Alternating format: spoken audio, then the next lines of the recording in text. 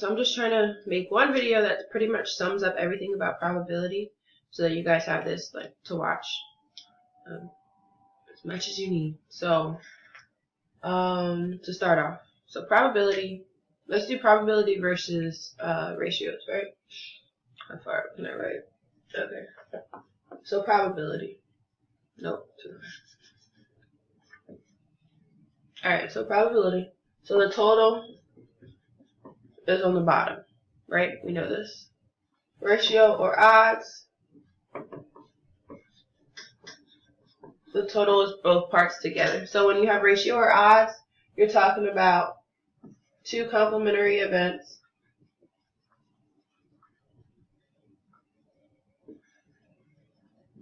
And when you have probability, let's see.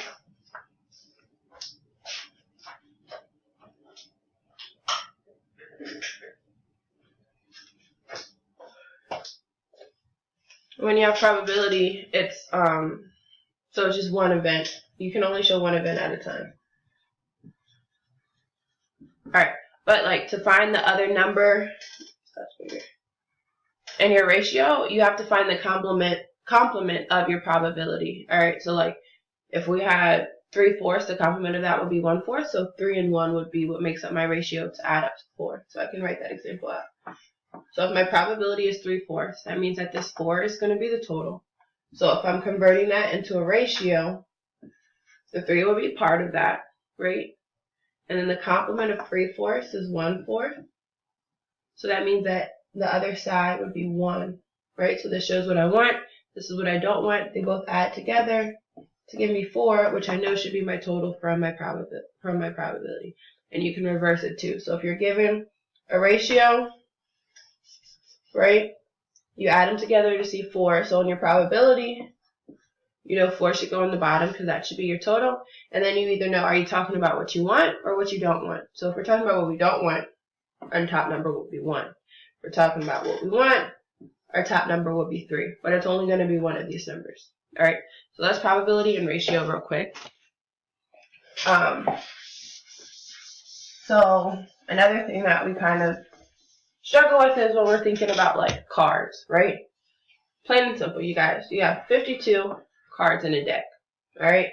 You have 4 of each number / face, right, for your face cards.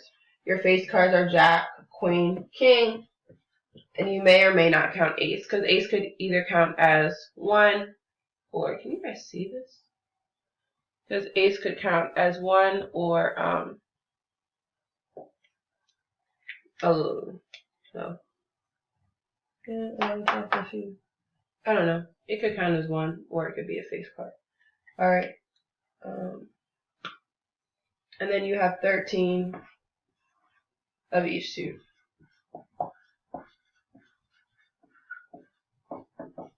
You have 4 suits. Hearts and diamonds are red. Okay.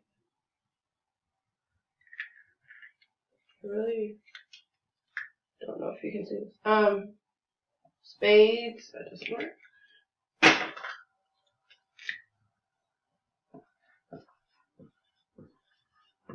And clubs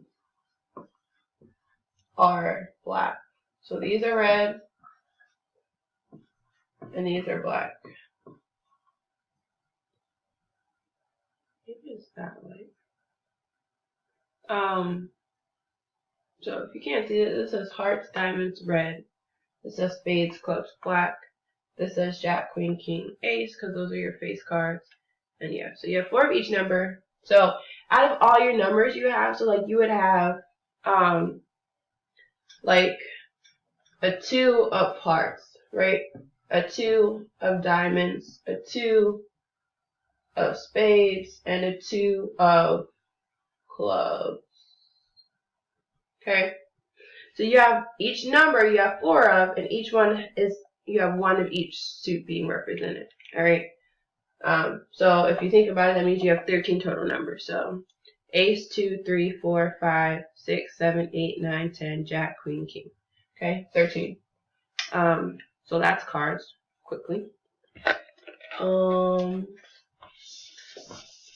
If you have a problem of a spinner and like they don't give you a spinner, usually like they're just split up into 4, and like usually one part is like yellow, one is blue, one is green, and one is red. That's just your typical spinner. I'm trying to think of what else you guys need to know. Oh, let's go over those formulas real quick. So, the probability of event A. Alright, let's do probability of event B given event A, right? That means that A comes first and this comes second. Alright, so it's the probability of this event given that this happened, right? It doesn't necessarily mean that they're dependent, but it just means like this comes first and then this comes second. Alright, so it's going to be the probability of both things happening, A and B, all over whatever comes first. So divided by what comes first. Probability, in this case, of event A. And that's quick. So if it were the other way around, probability of A given B, then that would mean like still it's the probability of both things happening, A and B, and then but you would be dividing by what comes first, so the probability of B. That's one equation. Another important equation is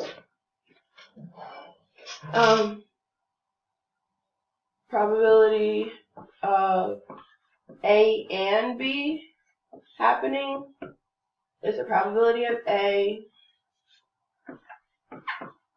plus the probability of B minus the probability of A or B.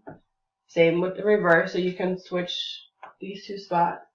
So the probability of A or B happening is the probability of A plus the probability of B minus the probability of A and B.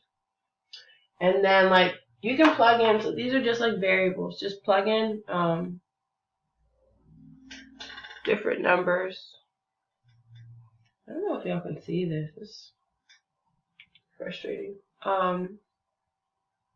Yeah, so just plug in whatever they give you to solve for what they don't give you. Let me try something.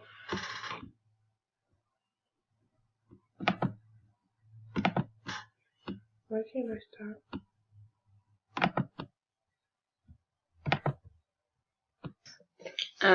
Alright, so it might be hard to see, but if I can see it, you can see it. So please don't complain about that. Also, just remember, like, probability is critical thinking. So you're going to have to think about the problem. The answer is not always just going to be plain. You might have to work through a couple different things to figure stuff out. If all else fails, multiply. Okay, so more often than not, you're multiplying probabilities together, not adding, unless they're like two independent events, then you can add those together. But otherwise, you're going to be multiplying. Think critically, draw pictures, draw tables, whatever you need. That's about it. Okay? You can do it. I believe in you. Ask me if you have questions, if you need help.